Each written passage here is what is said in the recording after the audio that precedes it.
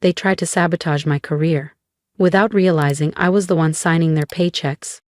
Stick around, because what started as betrayal turned into the ultimate power move. And, if you're into stories of quiet revenge and unstoppable success, hit that subscribe button. Money can't buy happiness, but it can fund the perfect revenge, especially when your toxic family doesn't know you're sitting on a $500 million fortune. I learned that the hard way just last month, when my own parents and brother tried to sabotage my career, not realizing they were targeting the owner of the company. I'm Melissa Tran, though in most business circles I go by Mel.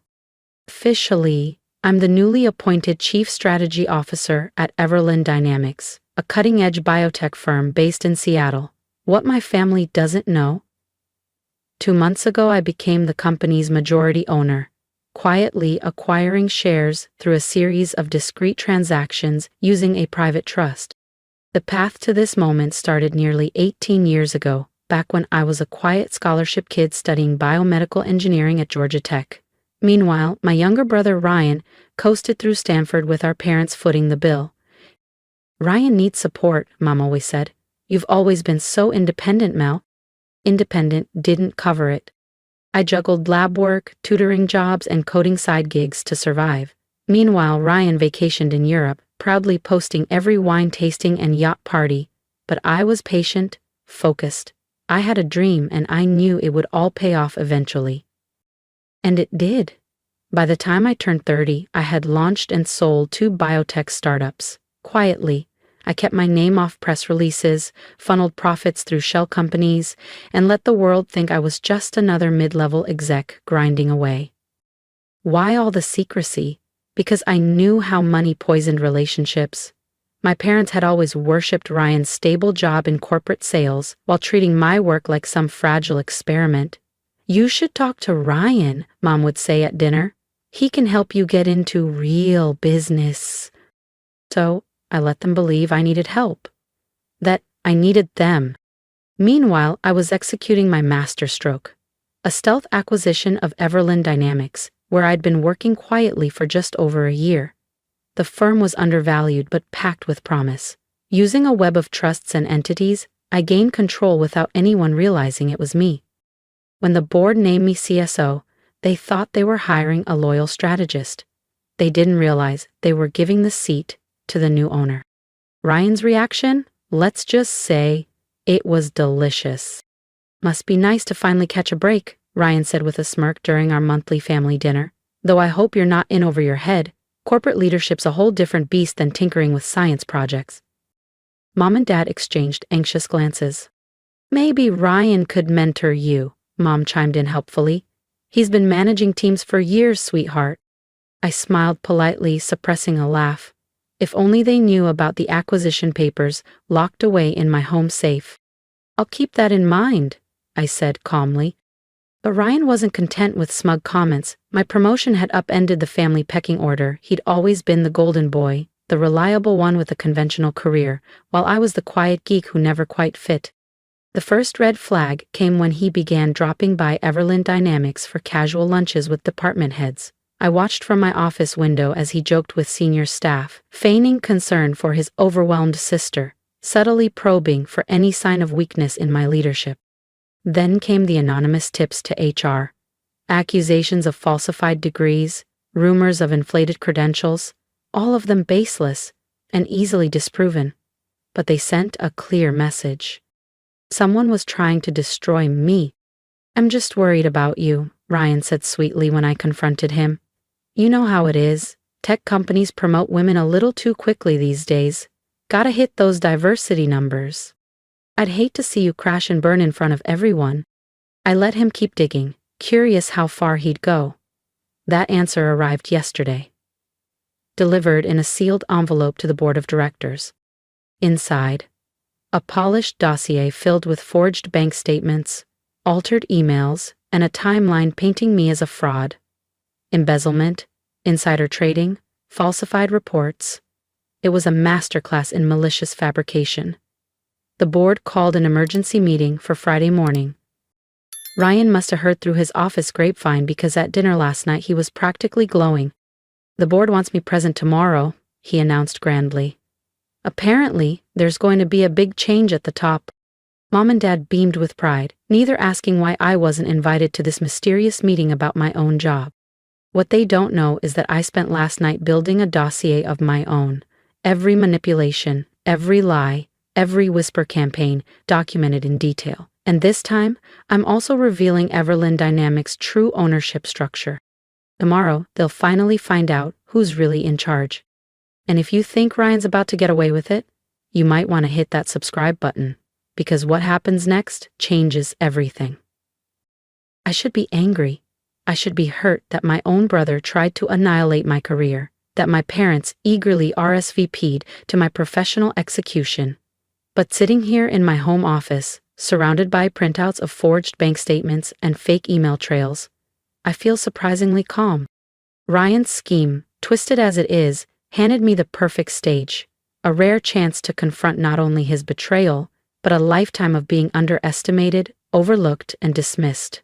Sometimes the best revenge is letting people believe they've won, right until the moment they realize they were never in control. The board meeting is set for 9 a.m. sharp. My family will arrive thinking they're about to witness my downfall. Instead, they're about to learn why you never bet against the quiet one in the corner, especially when she owns the table.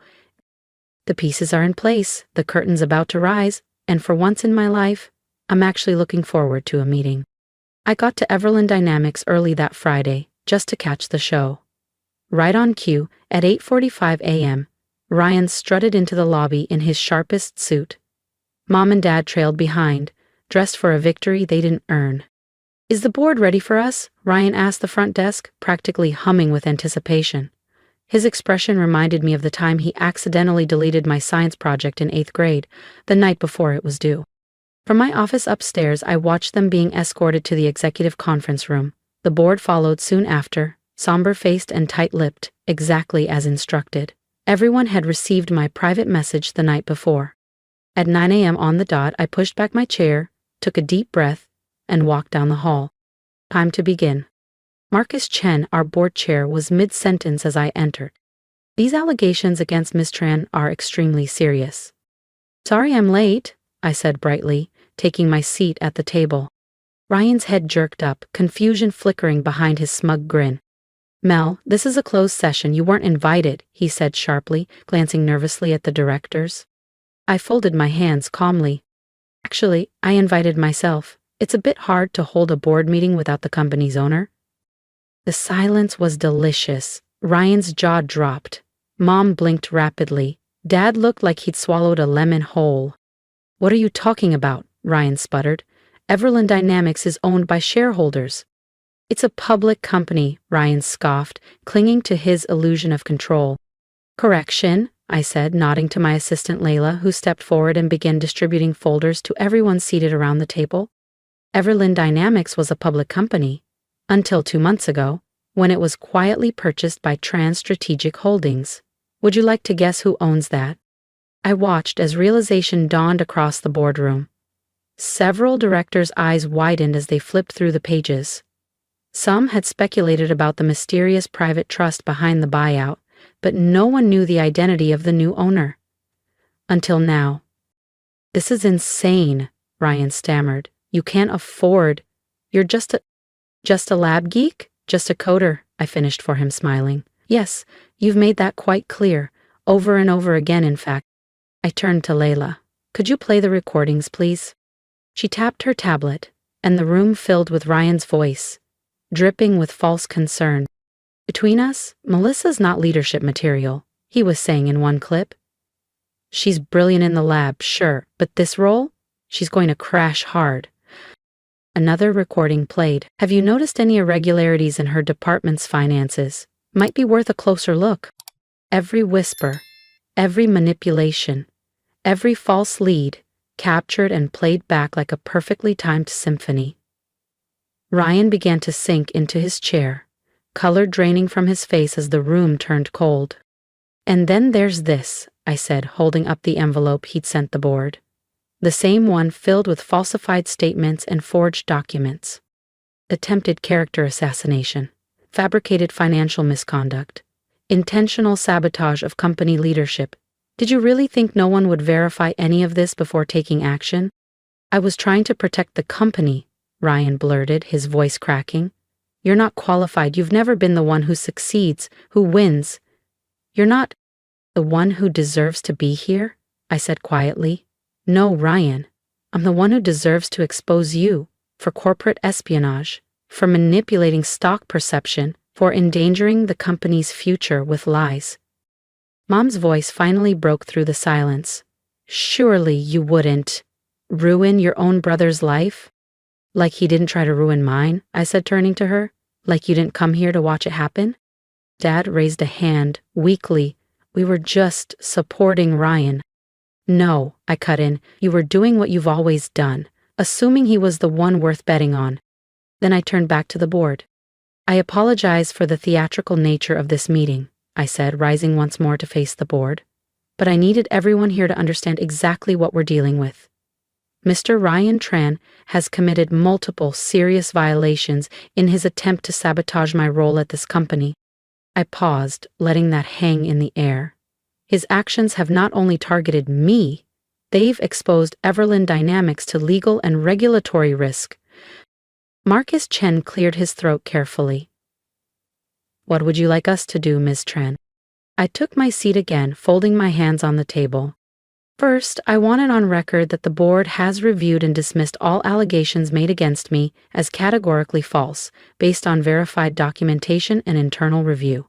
Second, I request that a formal letter be sent to Ryan's employer detailing his misconduct, including the audio recordings, fabricated evidence, and attempts at corporate espionage. This behavior should follow him professionally. You can't, Ryan said, his voice cracking. You'll destroy my career. Like you tried to destroy mine? I asked, calm but sharp. The difference is, I have real documents tracing real actions you took, not the forged garbage you sent hoping to frame me. I turned back to the board. Lastly, I want it documented that Ryan Tran and both of our parents are permanently banned from Everlyn Dynamics property. Any attempt to contact staff or interfere with operations will result in immediate legal escalation. Mel, please, Mom cried, mascara streaking down her cheeks. We're family. I let out a short, cold laugh.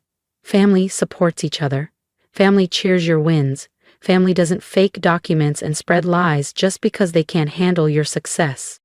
I pulled out one final folder, my ace. This, I said, sliding it across the table, is the acquisition contract for my first biotech company. Sold it for $50 million at age 27. My second, $180 million, 2 years later. I glanced at Dad. I could have bought that golf club membership you wanted, could have paid for every luxury trip you gave to Ryan like trophies. But I didn't. They stared at the numbers that shattered every narrative they'd clung to. I stayed quiet because I wanted to see who would stand by me when they thought I had nothing. You all failed that test. Ryan had gone pale. You're firing me from my job, he whispered. No, I said softly, your actions fired you, just like you tried to do to me. The only difference? You actually did what you're being accused of. I stood again, gathering the last of my documents. This board meeting is adjourned, I said clearly. Marcus, please ensure all documentation is formally filed and secured. Then I turned to them. Ryan, Mom, Dad, security will escort you out.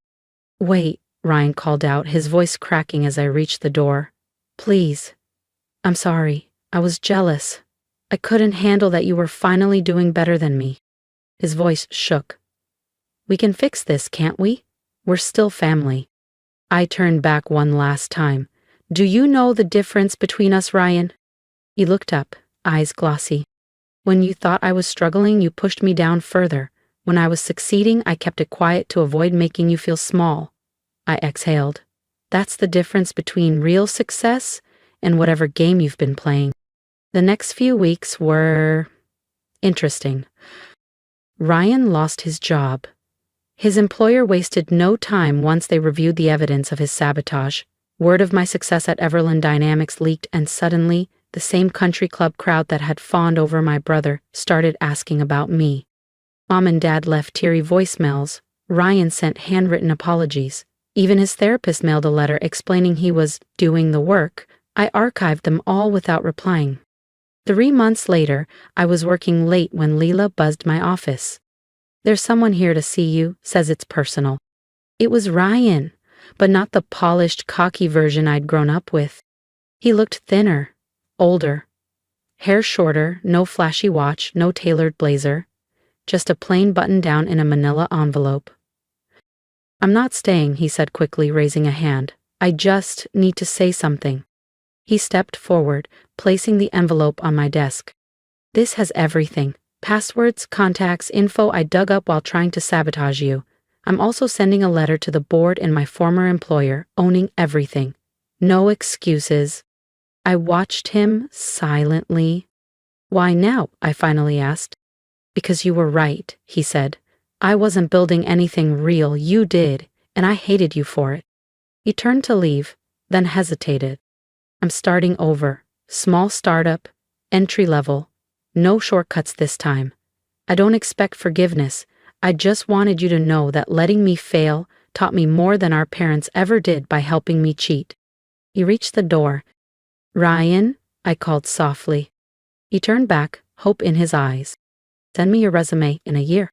"Not for a leadership role," I said gently, "but if you're serious about earning things the right way, we're always looking for people willing to work their way up."